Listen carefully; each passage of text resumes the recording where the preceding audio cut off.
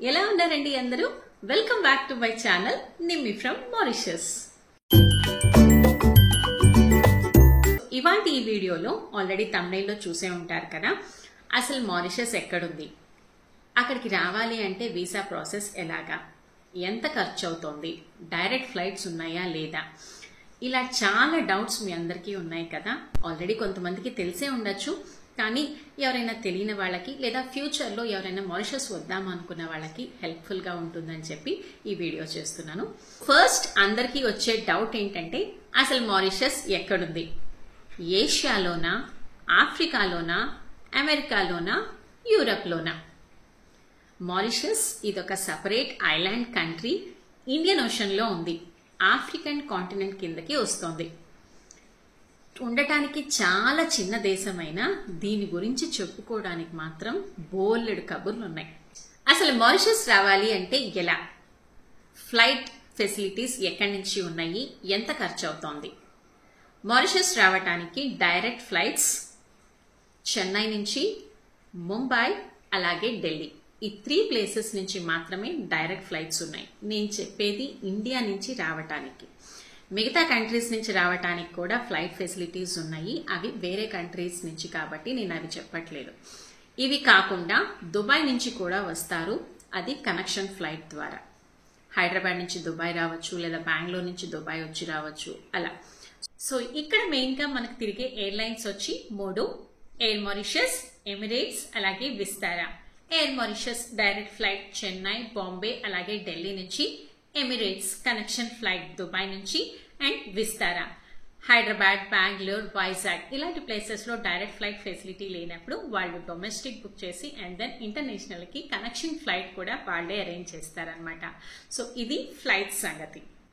ఇంకా రేట్స్ అంటారా, అది డిపెండెన్స్ అండి. ఇప్పుడు మనం 1 వే బుక్ చేసుకున్నామా, లేదా up and down 2 and fro ticket ఒకేసారి చేసుకున్నాము, లేదు 10 డేస్కి వద్దాం అనుకుంటున్నాం, లేదా ఒక 2-3 నెలలు ఉండటానికి వద్దాం అనుకుంటున్నాము, దాన్ని బట్టి టికెట్ రేట్ అనేది వేరీ అవుతుంది. అండ్ సీజన్ ని బట్టి కూడా. డిసెంబర్ ఇక్కడ సమ్మర్ మాకు చాలా పీక్ సీజన్, అప్పుడైతే కొంచెం కాస్ట్లీగా ఉంటుంది. అండ్ ఇప్పుడు వింటర్ అన్ సీజన్, టూరిస్ట్ అందరూ చాలా తక్కువగా వస్తూ ఉంటారు ఇప్పుడు. సో ఇలాంటప్పుడు కొంచెం డిఫరెన్స్ ఉంటుంది. సో ఎట్లా చూసినా కూడా ఏ ఎయిర్లైన్స్ అయినా కూడా పర్ హెడ్ వచ్చి 50 నుంచి 55,000 వరకు ఉంటుంది ఇండియన్ కరెన్సీలో. అండ్ లాస్ట్ గా వీసా. ఇతర దేశాలకి వెళ్తున్నాము అంటే మనకు ఫస్ట్ కావాల్సింది వీసా. ఆ కంట్రీలోకి అడుగు పెట్టడానికి పర్మిషనే వీసా. యూకేకి, యూరప్ కి లేదా అమెరికాకి వెళ్ళటానికి వీసా కోసం ఎంత ఖర్చు పెడతామో, ఎన్ని డేస్ పడుతోంది, లేదా ఎంత శ్రమ పడతామో అది ఏది కూడా మారిషస్ రావడానికి అవసరం లేదు. ఎస్, మీరు విన్నది నిజమే. మారిషస్ వీసా అనేది ఫ్రీ ఆఫ్ కాస్ట్.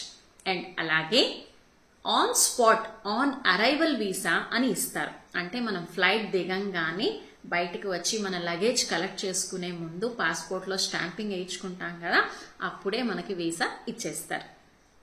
కానీ వీసాలో కొన్ని కేటగిరీస్ అని ఉంటాయి యాక్చువల్గా. సే ఫర్ ఎగ్జాంపుల్ ఫస్ట్ వచ్చి టూరిస్ట్ వీసా అంటారు. మనం హాలిడేకి వద్దాం అనుకున్నాం, మారిషస్ చూడ్డానికి మాత్రమే వస్తున్నాం అనుకోండి, ఒక 10 డేసో 15 డేసో 20 డేస్కో ఈ హాలిడే కోసం వస్తున్నాం. సో రావాలి అనుకున్నప్పుడు టికెట్ బుక్ చేసుకుంటాం కదా, ఏ డేట్ నుంచి ఏ డేట్ అని. సో టికెట్ బుక్ చేసుకున్న తర్వాత మనం ఇక్కడ స్టే కూడా బుక్ చేసుకుంటాం. ఏ హోటల్లో ఉందాం అనుకుంటున్నాము, లేదా ఏ బీచ్ హౌస్ లోనో, లేదా ఏదైనా రెంటెడ్ అపార్ట్మెంట్, ఎయిర్బిఎన్బి హౌసెస్ అని బుక్ చేసుకుంటారు కదా. సో ఆ సోర్స్ ఆఫ్ స్టే ఎక్కడైతే మనం ఉందాం అనుకుంటున్నామో అవి బుక్ చేసుకుంటాం కదా, అది చూపిస్తే చాలు ఆన్ అరైవల్లోనే టూరిస్ట్ వీసా అనేది ఇచ్చేస్తారు మనకి. అది మాక్సిమం 30 రోజులకు మాత్రమే ఇస్తారు. లేదు మనం 10 రోజులు ఉంటున్నామంటే 10 రోజులకే ఇస్తారు మన రిటర్న్ టికెట్ ని బట్టి. లేదు మేము 30 రోజులు ఉంటున్నామంటే 30 రోజులు కూడా ఇస్తారు, అది కూడా ఫ్రీ ఆఫ్ కాస్ట్. నెక్స్ట్ వచ్చి బిజినెస్ వీసా. బిజినెస్ వీసా అనేది మనం ముందుగాని ఇక్కడికి వచ్చే ముందు ఎవరితో అయినా డీల్ పెట్టుకొని, ఒక కంపెనీతోనో లేదా ఒక హోటల్ వాళ్ళతోనో లేదా ఒక ఆఫీసర్స్తోనో డీల్ పెట్టుకొని మేము వీళ్లతో కనెక్ట్ అయ్యి బిజినెస్ చేస్తున్నాము అని చెప్పి వాళ్ళ కంపెనీ డీటెయిల్స్ ఇచ్చి అది ప్రూఫ్గా చూపించి మన బ్యాంక్ అకౌంట్లో సర్టెన్ అమౌంట్ మాకు ఇక్కడ ఉండటానికి సరిపడా ఫుడ్కి ఉండటానికి అంతా మేమే మెయింటైన్ చేసుకుంటాము అని బ్యాంక్ బ్యాలెన్స్ చూపిస్తే అది 30 డేస్ నుంచి 60 డేస్ వరకు ఇస్తారు. దాన్ని బిజినెస్ వీసా అంటారు. కాకపోతే బిజినెస్ వీసా ఎక్స్టెండ్ కూడా చేసుకోవచ్చు, రెన్యువల్ కూడా చేసుకోవచ్చు. ఎప్పుడు మనకి ప్రూఫ్ ఉండాలి, పక్కన ఆ కంపెనీ నుంచి సపోర్ట్ ఉండాలి, అలాగే మన బ్యాంక్లో బ్యాలెన్స్ కూడా ఉండాలి. అండ్ తర్వాత మామూలుగా మాలాంటి ఇండియా నుంచో లేదా ఇతర దేశాల నుంచో వచ్చి ఇక్కడ పనిచేసే వాళ్ళకి వర్క్ పర్మిట్ లేదా ఆక్యుపేషన్ పర్మిట్ అంటారు. అంటే ఒక కాలేజ్ కింద, ఫర్ ఎగ్జాంపుల్ నేనే ఒక కాలేజ్లో పనిచేస్తున్నాను కాబట్టి ఈ కాలేజ్ వాళ్ళు నాకు గవర్నమెంట్ ద్వారా నాకు పర్మిషన్ ఇస్తారు 3 ఇయర్స్కి 5 ఇయర్స్కి. సో అది ఎవ్రీ టైం మేము రెన్యువల్ చేసుకుంటూ ఉండాలి. దాన్ని వర్క్ పర్మిట్ అంటారు లేదా ఆక్యుపేషన్ పర్మిట్ అంటారు. అది ఒక కంపెనీ ద్వారా లేదా ఒక కాలేజో లేదా మనం జాబ్ చేసే సెక్టార్ ఏదైనా కూడా వాళ్లే చూసుకుంటారు. అండ్ లాస్ట్ది స్టూడెంట్ వీసా. ఒక కాలేజ్లో చదువుతున్నారు లేదా ఒక ఇన్స్టిట్యూషన్లో చదువుతున్నారు. అది ఇండియన్స్కే కాదండి, మిగతా వాళ్ళకి ఎవరికైనా కూడా, ఇండియన్స్కైనా, ఆఫ్రికన్స్కైనా, యూరోపియన్స్కైనా, అమెరికన్స్కైనా, ప్రతి కంట్రీ నుంచి వచ్చి ఇక్కడ చదువుకోవాలన్నా, ఇక్కడ జాబ్ చేయాలన్నా, ఇక్కడ ఉండాలన్నా లేదా ఇక్కడ సైట్ సీయింగ్కి వచ్చినా వాళ్ళందరికీ కూడా సేమ్ ఇంతే. సో స్టూడెంట్ వీసా కూడా వాళ్ళు వచ్చిన తర్వాత, ఇప్పుడు మా కాలేజ్లో చదువుతున్న స్టూడెంట్స్కైనా సరే వాళ్ళు ఇండియాలో అడ్మిషన్ తీసుకున్న తర్వాత ఇక్కడికి మారిషస్కి వచ్చిన తర్వాత కాలేజే రెస్పాన్సిబిలిటీ తీసుకుని వాళ్ళ కోర్స్ ఎప్పటి నుంచి ఎప్పుడు దాకా అయితే ఉందో, సో ఇది మెడికల్ కోర్స్ కాబట్టి, మెడికల్ కాలేజ్ కాబట్టి ఈ 5.5 ఇయర్స్ కోర్స్కి కావాల్సిన మొత్తం వీసా వీళ్ళే చూసుకుంటారు. కాలేజ్ అథారిటీ రెస్పాన్సిబుల్ అవుతుంది. సో మన ఆర్గనైజేషన్లో పనిచేస్తున్నాం లేదా ఒక ఇన్స్టిట్యూట్లో పనిచేస్తున్నాం లేదా ఒక ఆఫీస్లో పనిచేస్తున్నాము అంటే వాళ్లే రెస్పాన్సిబిలిటీ తీసుకొని మాకు వీసా అనేది ఇస్తారు. లేదు టూరిస్ట్గా వస్తే టూరిస్ట్కి, లేదు బిజినెస్ పరంగా వచ్చాము అంటే ఆ సెక్టార్కి. అసలు ఇదేమీ కాదు, మాకు ఎవ్వరూ తెలీదు, మేము ఎక్కడా పని చేయట్లేదు, క్యాజువల్గా మారిషస్ వద్దామనుకుంటున్నాము, వచ్చి ఇక్కడ ఉండి అప్పుడు ఏమన్నా జాబ్ వెతుక్కోవడమో లేదా బిజినెస్ స్టార్ట్ చేసుకోవడమో ఇలా చేసుకుందాం అనుకుంటున్నాం, ఉండొచ్చా లేదా అనేది కూడా మీకు డౌట్. ఎస్, అలా కూడా రావచ్చు.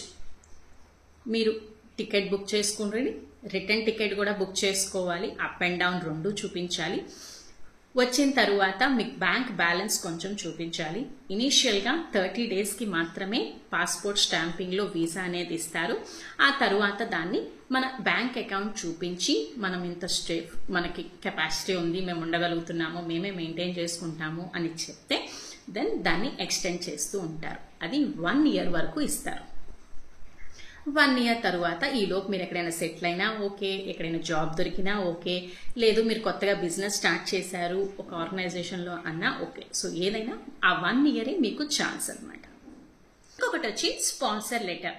మనకు తెలిసిన వాళ్ళు ఎవరైనా వస్తున్నారు, లేదు ఫర్ ఎగ్జాంపుల్ మా పేరెంట్స్ మా కజిన్స్ ఎవరైనా వస్తున్నారు అనుకోండి, వాళ్ళు ఎటువంటి హోటల్ బుకింగ్సో లేదా హౌస్ బుకింగ్సో చేసుకోవాల్సిన అవసరం లేకుండా మేము ఒక లెటర్ ఇస్తామన్నమాట. సో వీళ్ళు ఇక్కడ ఉన్నంత కాలం మేమే వాళ్ళకి స్పాన్సర్షిప్ చేస్తూ మేమే వాళ్ళ మెయింటెనెన్స్ అంతా చూసుకుంటాము, మేము ఇక్కడ లోకల్లో పర్మిట్ ఉంది మాకు అని మేము ఏదైతే ఆ లెటర్ ఇస్తే అది చూపించినా కూడా వాళ్ళకి సరిపోతుంది, ఎటువంటి ప్రయర్ బుకింగ్స్ లేకుండా.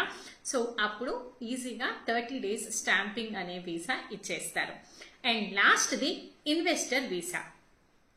ఎవరైనా ఇక్కడికి వచ్చి ఒక హౌస్, ఫ్లాట్ లేదా అపార్ట్మెంట్ లేదా విల్లా ఏమన్నా కొనుక్కొని, అంటే ఇన్వెస్ట్ చేసి డబ్బులు పెట్టి ఇక్కడ కొనుక్కుంటే వాళ్ళకి ఇన్వెస్టర్ వీసా అని ఇస్తారు. అంటే పర్మనెంట్ రెసిడెన్స్. వాళ్ళు ఎన్నాళ్ళు కావాలనుకున్నా అన్నాళ్ళు ఇక్కడే ఉండొచ్చు. సో అది వీసా గురించి. సో ఐ హోప్ మీ అందరికీ కొంచెం ఇన్ఫర్మేషన్ అన్నా ఇచ్చానని అనుకుంటున్నాను ఈ వీడియో ద్వారా.